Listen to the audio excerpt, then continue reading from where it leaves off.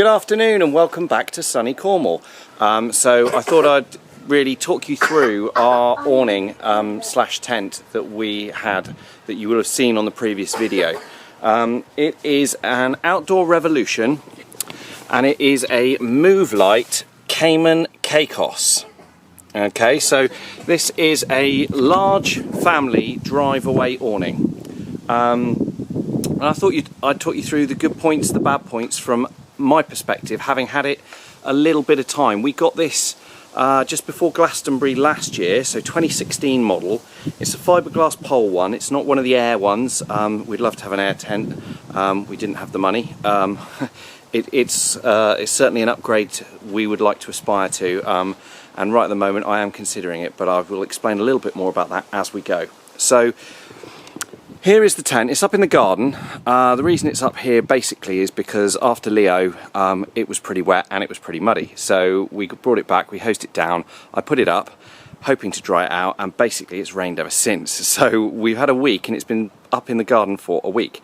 Now it is not a small tent to get up in the garden, or a small awning.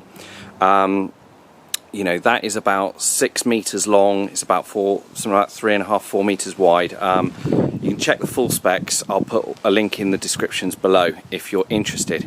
As you can see, lots of guy ropes, and that's one of the things I did sort of want to talk to you about really, is putting it up, taking it down. I'll walk you all the way around. Got a really useful window here at the back, built-in mesh, fly screen, and it rolls up, as you can see, and holds up, but when it's down it can be zipped down. I'll just show you here. You can drop this one, drop this, and there's two different zips here. So one zip is to seal it like that, but seal it out. So if you peg these guys out here, you can seal it out so it's waterproof, but you still get the ventilation up through there, and that's really quite useful, especially, you know, when you're camping. You don't want to be going to sleep with it open unless you're on the continent, because, you know, we're in Britain here and it rains. But, you know, you can get the airflow through, and it can obviously be fully zipped down, completely tight for when it's either really stormy or it's really cold, etc. So I quite like that. That's a good feature. Over there, that's the bit that normally connects to the van. Obviously it's not connected to our van at the moment, it's sort of connected to the fence, which isn't ideal either. Guy ropes. This one doesn't particularly have any doors in the side of the tunnel canopy, and that's a bit of a negative really. This is the first drive-away awning that we have had, and didn't really sort of understand that before we bought it, and it is something that I would have quite liked to have looking back. So I don't know whether their newer model has that in it or not, but it would be something that I would probably look for in another one. Now, one of the reasons we got this one is because we wanted a side-on awning. So you park your van horizontally along there, and this is the full length, goes up and down. So most van awnings stick out either from the back or from the side and go a long way out. This one goes alongside your van, and that's what we wanted, but they're not that easy to come by, so this is one of the reasons we got this. Now, plus points for this, lots of access. So obviously I've shown you the window at the rear. This here, as you can see, is one of the side door basically. It's got a mesh inner, which is up at the moment, so you can have it open, get airflow, keep the insects out depending on where you are. Obviously this one fully opens as well, and it can fully zip up, and there's one rolled up there on the outside. So yeah, you can do that, zip it up, and that fully works. I need two hands typically, bear with me. There we are, all the way up, all the way round. Have that open and roll it back, and of course there is the rolled up door here to close up, you know, as per all sort of tents really. So that's there. This is a window. Above it we've got a mesh grill, and we've got a ventilation window there. Again, this has a privacy panel which you can zip up, and then is a PVC window, so that's a solid window, doesn't let any rain in. But obviously you get the daylight in, you can see out if on rainy occasions. To be honest, given the door there, the side door there and the front door there, if it's been worth having seeing out, we've had the doors open, to be honest, and we don't generally spend a huge amount of time in the tent if it is raining, but it depends where you are, what you're doing, how long you're going away for. So the other side of the tent, this is that window I was showing you. It's got a solid bar here, it's velcroed on, so you fold it up and you pop it closed if you don't want so much ventilation, and then that bar just velcros there and keeps this window open, giving you a bit more airflow. Another one of the features that I do quite like. Then we're on the big front canopy here, so this is the big front door on the end of the tent. Obviously it rolls up there like it is at the moment. Again, this one has a similar privacy screen set up, so if I drop this one down and zip it up, I can show you it goes all the way down. All the zips have storm covers with velcro on the side like this, so you can tap them down, and we can go inside and you'll see that again, it's very muddy as I said, excuse me, 2 hands, but you've then got another PVC windowed front there. I'm not going to put it all the way up right now, it takes a bit, you need 2 hands and roll it up, but that's that. The other thing about that is these eyes in the end, and the reason it's got guys on, there's additional poles, it can be put up as a front sun canopy. That is really useful, really good, I like that, that's a great feature. Then on the side you have the 2 doors which access through the tunnel into your van. Obviously this one's open at the moment, and you've got that one depending on where you park, what your access is, which way round you want to be in and out of your van in, etc. Great. Useful. We generally only need one open, so usually one stays shut, one stays open, and we usually use this back one, the one that's open at the moment, but obviously that's just a personal preference thing, and depends a bit on your vehicle. So we have here a little zip to access any electric sockets. It's underneath the main fly sheet on the outside, so that's great. We've got another one over on the other side. You will have seen the bedroom on the video for Leo Palooza. Obviously it goes here, follow that line there, that's the first tab, and then you go all the way along to the back, so it's sort of all of this floor space sort of in shot now really, from the doors there all the way across. It's a good sized bedroom, as I said, it's pretty decent.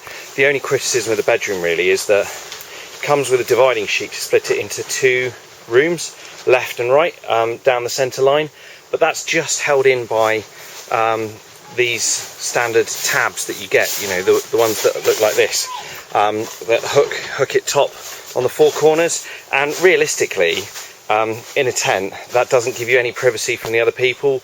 You know, with the 2 kids, if we wanted to put one in each side and sleep with one each, trying to put them to bed, they're so easy to go under it, go round it, whereas if it had been zipped in or velcroed in all the way around, it would have been a much better fit.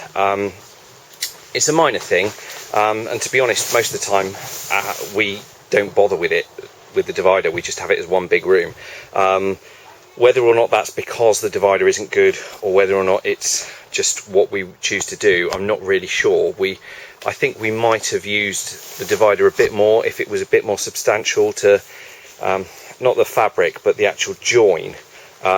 Because at the moment it just gets used as peekaboo, and all that's in danger of happening is that you know, they pull the fixings out and damage it in some way, so we don't use that. That would be my only criticism really of the bedroom element. Other than that, that's fine.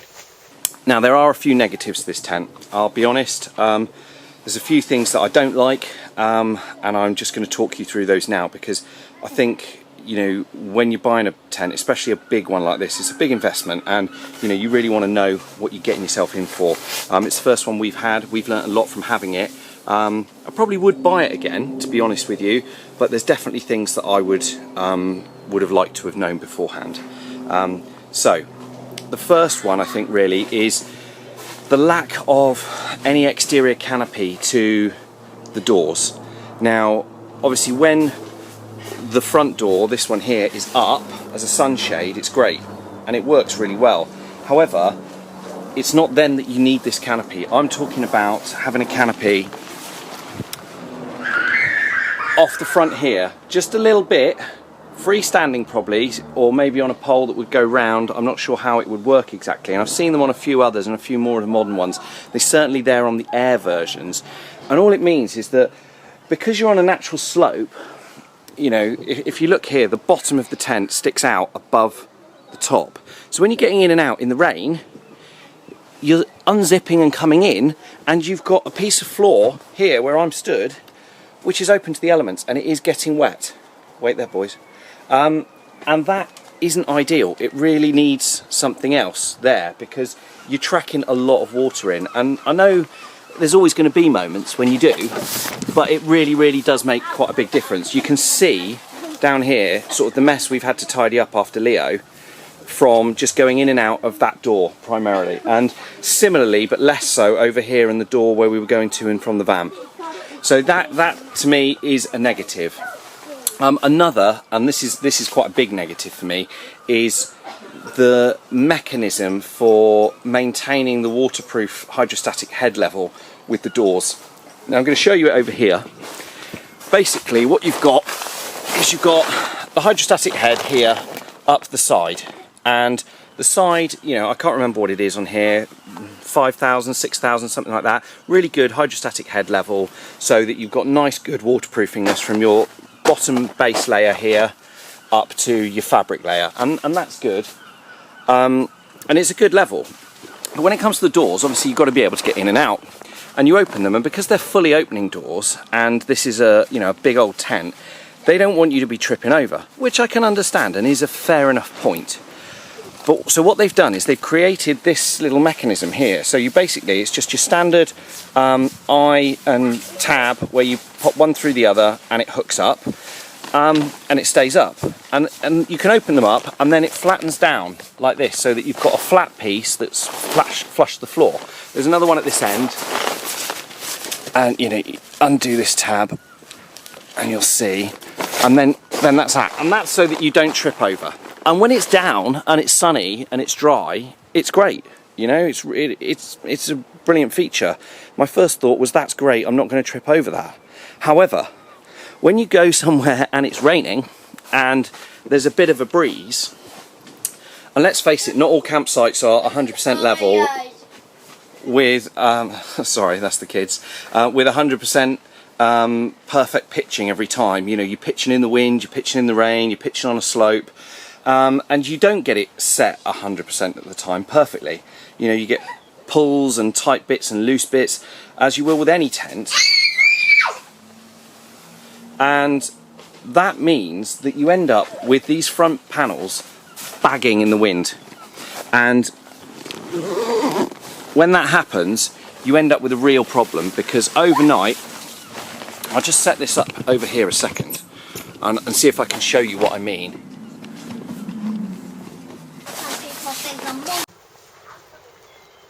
Hi, sorry about that, battery died, so just come back with the fresh battery.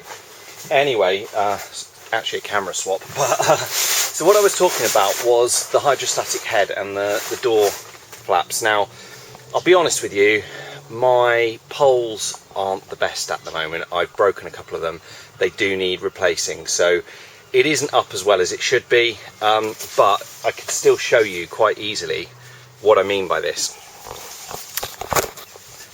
This is the front, so this is the side, obviously the hydrostatic head's up, and that is the first of the door joins.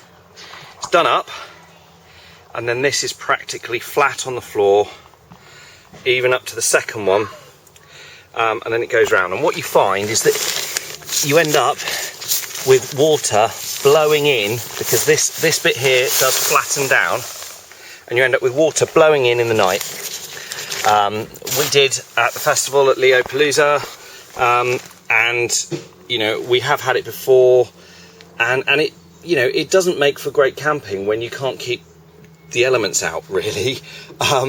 There's no way to fix this up, and especially on this long front door, it is it's just a bit too big, really. The length of the door, or of that fixing for what it's trying to do. Whether or not there's scope for there to be a bit of Velcro added here to the door frame to keep it up or something, I don't know, but there needs to be something, and I think that that's something that Outdoor Revolution should really look at doing to sort of boost it up. That's my sort of view of that.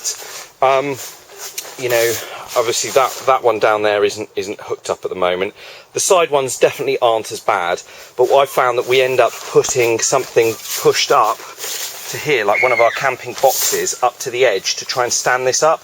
And of course then, because of the angle, you've got something resting on canvas that's going to be wet, because it's only a major issue when it is wet. So that's sort of the inside and the negatives. I am in the process of trying to order a couple of poles. I shall show you why. You might have noticed over here, I've got a bit of gaffer tape on here. That's because this one here is splintered quite badly. And it only happened really putting it back up in the garden. And to be honest, it happened because I was trying to put it up on my own. It's happened on that side as well, so I'm going to have to be careful with that. And through here, under here, you can see it a bit more clearly what I'm talking about. See, this is one of the poles, and it shouldn't look like that. It's yeah, it's split. You can see right through the middle of that pole, and that's obviously not how they should be. And because of that, that one's bent too much, which is partly why it's not as strong as it should be. So I need 2 new poles. Plus side, I can order them. They still stock them, and they come in color coded. So I need the white ones, white ends, and that goes through the white tab up here on that, which again, that's fine, that's good. And I also need, I think it's the red one from round here at the front. Yeah, the red one just down there you see the red one. The only other criticism I think I'd have of this tent is the drive-away awning element. When you roll it up, the tabs to keep it rolled up as a tent are fine on the sides, but on the corners, because you're trying to pull such a wide thing together, you've got the top tab down, and you can shorten this version here, so you basically you get that up, and there's a tab up in here, and it's up in there. I think that's it, that tab, and you roll it up and it goes to the thing and holds it up. But because it goes around a 90-degree bend, even though this tab is significantly longer, as you can see, it's still not long enough to actually roll the awning up, and it feels like it's, I don't know, it just doesn't feel quite right, and you end up with it not working fully, really, for when it's rolled up. It is secure, it doesn't feel like it's going to blow away, but it's not ideal. And the last thing, I think, and depending on your setup, this is quite key. It's really quite hard to put up if you haven't got your van. With your van, it's not too bad. As long as you've got a decent secure fixing, you can put the tunnel up on the van, and the van supports some of the weight of the awning. But it is a big old awning, and therefore it is quite heavy. And when you're putting it up, if you don't have that extra support for a van, you really do need 2 or 3 people to do it, because if you're not, you end up in a situation like I am now, which is I've fractured a couple of the poles because the poles couldn't take the weight. And you know, yes, I'm not using it as the instructions would say. They probably would tell you to, you know, put it up 2-man, and it does, to be fair, tell you to put it up with a van. But the whole point to me of a drive-away awning, and the reason I bought one, was that it could be used as a standalone tent if I needed to. Because ultimately, once it's up and you drive your van away, it is a tent, you know, let's be honest here. And if you haven't got the ability to put it up as a tent, it makes it pretty tricky. And that's another reason really why I'd really like one of the air ones. I'd like to upgrade, because ultimately with an air one, you're going to plug it out, you're going to stick the pump in, pump it up, and it will inflate itself. There's none of this dancing around trying to get all the poles to stay in and then pulling them up one by one when they're lying flat, so that they sort of concertina up until you've got the whole tunnel up.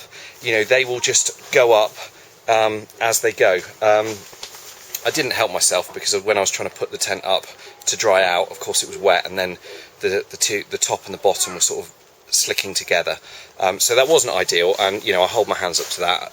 But you know, for a 500 odd pound piece of tent, there are a couple of things that, you know, I think could be improved.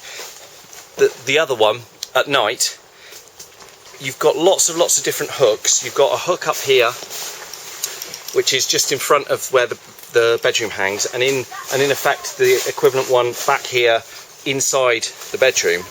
But there is a distinct lack of one in the central seam just here, and that central seam is right in the middle of your living space. You know, we put the kids to bed and want to have you know, a little bit of time, and there isn't anywhere to hang a light, and that's quite frustrating. We end up stringing it up through the eyelets here for the windows with fairy lights, as you probably will have seen, as I said in the Leo video. Similarly happened to us at Glastonbury, and I think that's slightly short-sighted. So just a hook in there, but obviously, you know, once you've bought it, you don't want to be going and trying to sew things in or sticking or gluing, because, you know, you're going to weaken your tent and you're going to lose some integrity. So it is a tricky one, but that's what it is. So yeah, that's my little review of the tent. Now that it's mostly dry, I think it is pretty much dry, I'm going to give it a little bit of a sweep out. I'm going to pack it away. I'm going to be really careful taking those poles out, as you saw. One's not so bad because it can come out with all of the decent intact ones can come through the sleeve. The one which is broken on both sides, given that I'm reordering, I might just cut the elastic and take out from either end. I'm not sure yet. I've got to double check on the order status. We've got a month or so before we need to use it again, so that's not too bad, but I do need to get on and order that, so we shall see.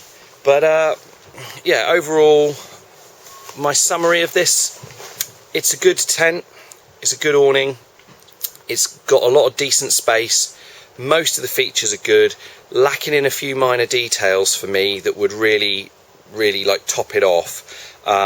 And I think that's sort of the summary. But it, you know, it is a 2016 model. There is a 2017 one out now. I haven't looked at that, and it is also our first one. So, you know, I've not had that previous experience to know exactly what I was looking for, but I've got that now. And moving forward, I would be pretty discerning with what I'm going to choose. But overall, I think Outdoor Revolution have done a pretty decent job. Yeah, and we'll go from there. And I'll see you all soon. If you liked the review, give us a big thumbs up. You know, if you want to see more things like this, more reviews, things that we've got, things we're doing, you know, pop some comments down below. It'd be lovely to hear from you what you think. You know, what awnings have you got? What's the pluses, the minuses of your awning? Do you have this one? You know, do you agree with the things I've said or not? You know, do you not find them a problem? Am I being fussy? You know, and of course, give us a subscribe, and you can keep then hit the bell. You get the notifications for any of the videos that I publish out there, and you see what we get up to, including probably some more stuff with this awning in due course. We've got festivals coming up at the end of the season. We've got the Healy's Cider Festival, Little Orchard Cider and Music Festival. We've got Lou Festival, not that we'll be using the tent for that because we'll just be day tripping, and other stuff as well. So you know, give us that thumbs up, that subscribe, and look forward to seeing you soon on next time. Thanks for watching.